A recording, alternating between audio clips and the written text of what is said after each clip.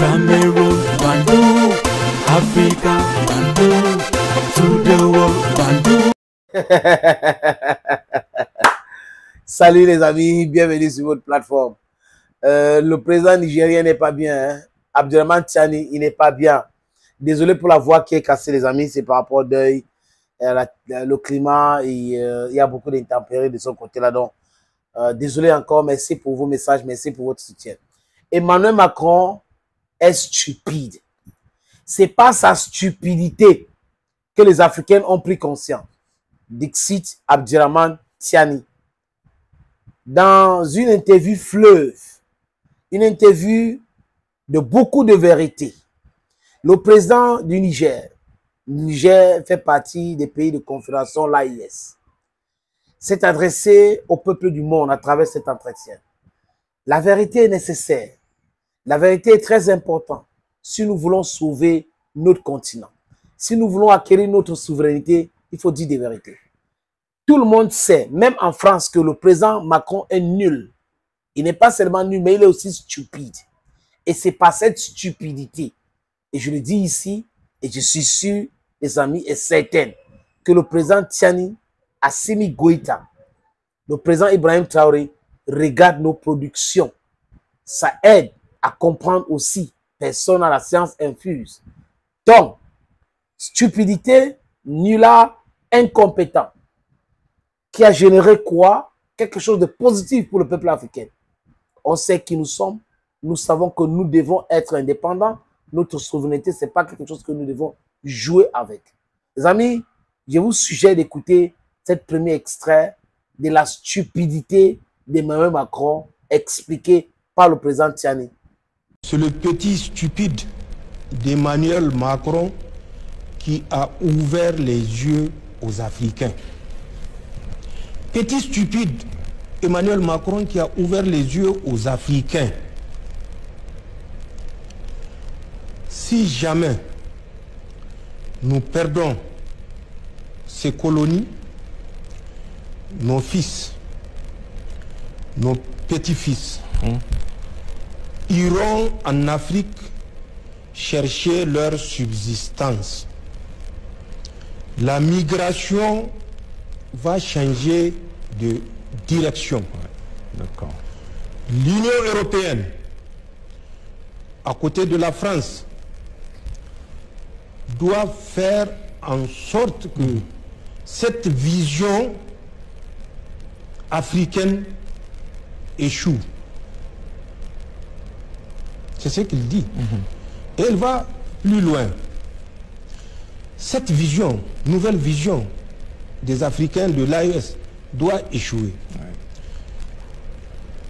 Le Niger, le Mali, le Burkina, s'ils réussissent, d'autres suivront. Il faut que Emmanuel Macron parte. Ça, je suis d'accord avec lui, même si c'est avec regret. Et les gars pensent que nous sommes dupes. On n'est plus dupes, Macron. Le président Tiani, dans le deuxième extrait que je m'avais vous faire suivre, dit quoi? Il explique comment la France organise les prises d'otages. Et après, venir accuser les pays du Sahel et enflammer, décourager l'Union européenne, les autres pays. Ne venez pas là-bas, c'est une zone très dangereuse, c'est rouge, c'est ceci, cela. Avant même le président Tiani, le président Ibrahim Traoré avait dit, vous voulez revenir avec Air France. Vous nous avez dit que nous sommes dans une zone rouge. Vous-même dites que nous sommes dans une zone verte. Vous voulez venir dans une zone rouge comment? Vous avez dit que c'est rouge. Vous êtes partis décourager les autres. Mais certains ont dit que vous manquez, ils sont restés. Et vous voulez revenir maintenant. La France donc prend en otage les Européens et commencer à pomper les oreilles des gens rabâchés avec les histoires d'otages. Alors que c'est le service secret français avec la complicité des bandits qui prennent ces otages-là, payent de rançon. Et les pays européens, quand on a pris les situations en otage, payent les rançons à travers la France. Donc la France les dupe. Le président Tiani, les amis, nous explique encore. Les Français sont partis jusqu'à concevoir des prises d'otages des ressortissants occidentaux et autres sur le territoire nigérien pour dissuader, dans un premier temps, des investisseurs à venir. Dans un deuxième temps, comme ils l'ont dit, contraindre l'Union européenne à rester avec eux pour revenir au Niger. C'est ça. Ce que j'ai dit est vérifiable. Celui qu'ils ont utilisé pour cette sale besogne s'appelle Boubacar Dabounguel. Celui qui a utilisé 3 bandits, certainement c'est des surnoms, c'est pas leur vrai nom.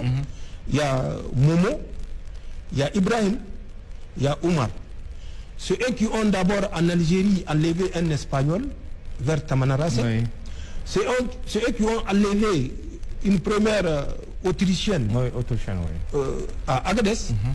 Ensuite, ils ont enlevé une Suissesse à Agadez toujours. C'est le même Aboubacar Dabounguel. Et c'est une planification des Français, des éléments sont là et ils veulent toujours être les... Le secret est dehors. Quand les Africains se fâchent, le secret est dehors. Donc le secret de la France est dehors. Que wap! Oui, ça c'est le versement. Et même les Chinois ne sont pas en reste. Les Chinois ont donné 10 millions de dollars pour que le Toro n'attaque pas les pipelines, leurs différents projets. Donc, en partie, les Chinois financent les Toro à travers la France et ses éléments supplétifs en Afrique. Et le président Tchani le dit clairement. Il n'y a pas de terrorisme en Afrique. Le djihad, là, les djihadistes, là, il n'y en a pas en Afrique. Quelle est la raison? Le djihad, c'est par rapport à quoi? Il explique comment les Chinois ont donné l'argent par l'entremise de soi-disant intellectuels. C'est une honte. Parfois, c'est des journalistes, parfois, c'est des médecins. Parfois, c'est quand même terrible. Le président Tchani, cette fois-ci, c'est un peu long. Écoutez, les amis, c'est les audios que je vous fais écouter pour des raisons de droit d'auteur. Donc, écoutez le président Tchani. Mahmoud Salah, qui a été pris le 22 février par les forces armées libyennes. C'est ça. Les Chinois étaient partis le voir pour lui proposer 10 millions suite à l'attaque exécutée par Moussa Kounami le 21 juin dans la zone de Tesker. Donc ils sont partis le voir pour lui dire: nous vous proposons 10 millions de dollars pour que vous ne vous attaquiez plus à nos infrastructures. Ces 10 millions de dollars devaient transiter à Paris par l'intermédiaire d'une dame qui est docteur Mena, je ne la connais pas. D'accord.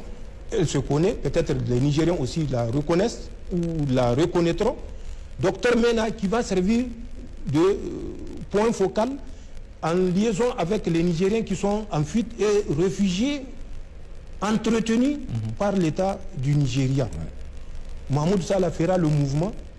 Nous savons où il a passé, où il a obtenu des passeports et il devait se rendre au Nigeria, à Abuja ou à Sokoto pour récupérer ce transfert-là, certainement en ayant laissé des commissions aux intermédiaires. Bien sûr. Nous avons appelé l'ambassadeur et j'ai dit au ministre d'État, ministre de la Défense, de l'appeler pour lui dire que nous sommes au courant et que si notre coopération doit continuer, il faut qu'il s'assure que ces virements-là ne soient pas faits.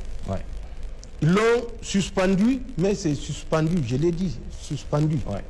Et je dirais pourquoi. Le 1er mars, il y a eu un autre contact qui a été pris. Pourquoi? Parce qu'il y avait un Chinois qui a été enlevé par le même groupe de Salah et autres, Moussa Kounami. C'est ça. Nous avons suivi les Français qui étaient en train de planifier cette opération. Nous avons là également appelé l'ambassadeur de la Chine pour lui notifier. Voilà l'intention des Français. Faire feu de tout bois pour prendre le contrôle du champ pétrolier d'Agadem. Ils ont envoyé à travers les Moussa Kounaïmi, le Mahmoud Salah, des éléments pour kidnapper des expatriés chinois et réclamer de l'argent. Nous l'avons informé. Je l'ai mieux orienté vers la DG2SE pour lui faire un mémo qu'il doit transmettre à ses compatriotes qui sont sur le champ pétrolier. Qu'aucun Chinois ne bouge sans escorte. Qu'aucun Chinois ne bouge sans escorte. Il a pris note, on lui a remis le mémo, il est parti. Moins d'une semaine après, on apprend un Chinois s'est levé avec un véhicule, 2 gardes, pour sortir en mission. Et pire, l'itinéraire qu'il a suivi, personne n'est au courant de cet itinéraire-là. Pour faire simple, la route qu'il a suivie, personne n'est au courant de cette route-là. Il s'appelle Zhao Wendong. Ils sont partis en cours de route, comme par magie, ils ont été interceptés. Nos 2 gardes qui l'accompagnaient ont été abattus. Abattus, carrément. Lui, il a été enlevé. Pour vous dire, le 1er mars, ils se sont déplacés, les Chinois, pour aller à l'intérieur d'un pays voisin,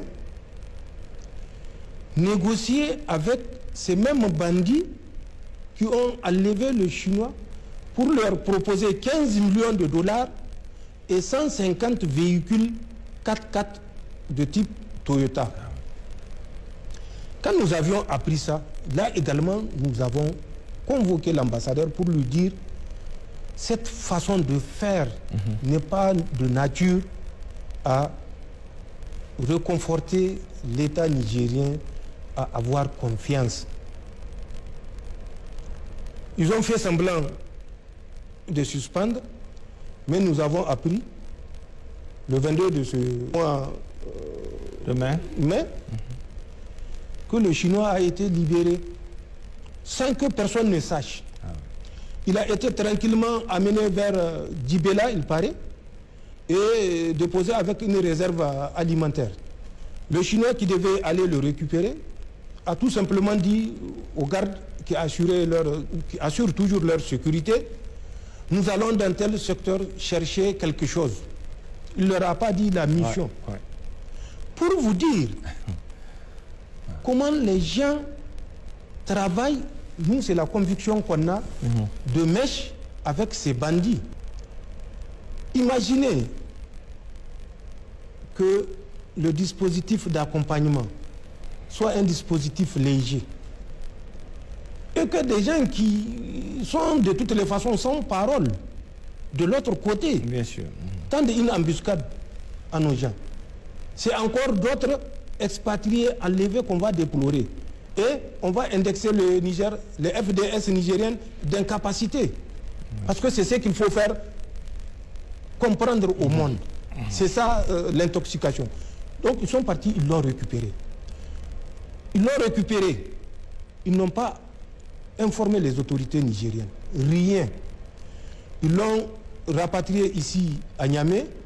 Et je crois que le 22, il a pris un vol et il est parti. En Chine. Alors que dans de telles circonstances, le minimum, c'est que le pays soit associé. Parce que nous avons des questions. Bien sûr. Nous avons des doutes à lever. Mais le fait d'agir de cette façon clandestine reconforte nos doutes. Voilà le jeu trouble auquel l'ambassadeur s'est livré. On nous accuse d'être des bagarreurs. Nous ne sommes pas des bagarreurs. Aucun pays ne veut se voir méprisé et sous-estimé. Aucun pays conscient. À plus forte raison, les autorités d'un pays conscient qui a fait le serment que Dieu serve, soit le témoin, entre lui et le peuple s'il trahit les intérêts du peuple. D'accord. Merci beaucoup les amis pour avoir écouté ces différents extraits. Il faut dire que c'est à peu près 2 heures d'interview, hein, et je vous ai pris seulement les morceaux choisis par rapport à la stupidité de la France, la cupidité de la Chine et l'idiotie même de certains dirigeants africains. Dans cet entretien, il a parlé du Bénin, du Nigeria.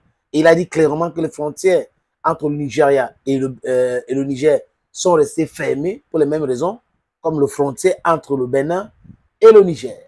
Et c'est clair. Il appelle donc les intellectuels à changer le paradigme, à embrasser le combat noble qui est la souveraineté. Et il sait que l'impérialisme veut empêcher l'AES d'atteindre cette souveraineté-là, parce que ça aura de l'impact aux autres pays. Ouattara, aujourd'hui, son message ne passe plus. Tinubu, son message ne passe plus. Patrice Talon, son message ne passe plus. La plupart de ces dirigeants cupides, qui sont des sous-préfets en réalité de l'impérialisme, leur message ne passe plus. Thank you. Cameroon, Bandung, Africa, Bandung, to the world, Bandung.